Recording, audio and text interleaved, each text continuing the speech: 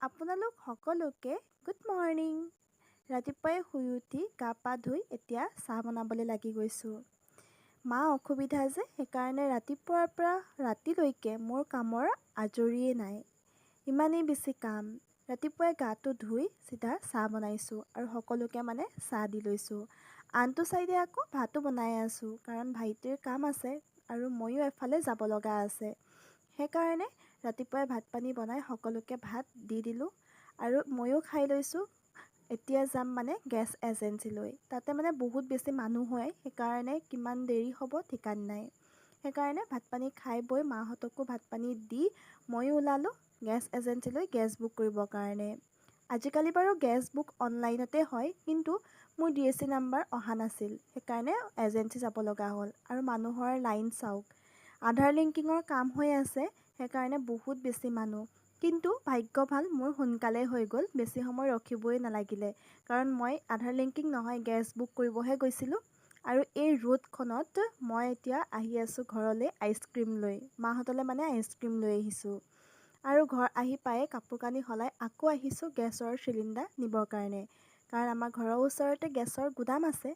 আৰু মোৰ মুখখনৰ অৱস্থাটো চাওকচোন।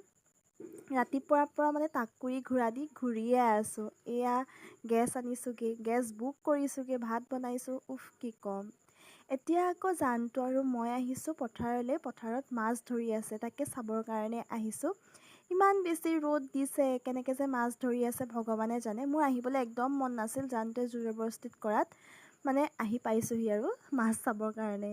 আৰু এয়া মাছ ধৰি আছিলে, ওচৰৰ খুৰাহঁত দাদাহঁত সকলোৱে ধৰি আছিলে মাছ। আৰু তাৰপাছত আবেলি সময়ত আহিছোঁ মা আৰু মই মাটি নিবৰ কাৰণে, ঘৰ মচা মাটি। আৰু এইফালে দেখিছে নহয় সাঁকোডালৰ অৱস্থা, পানীয়ে উটুৱাই লৈ গৈছিলে, ইমানেই পানী হৈছিলে পথাৰত বৰষুণ দিওঁতে। তাৰ মা পটককৈ পাৰ হ'ল, কিন্তু মোৰ যাবলৈ যে যিহে ভয়।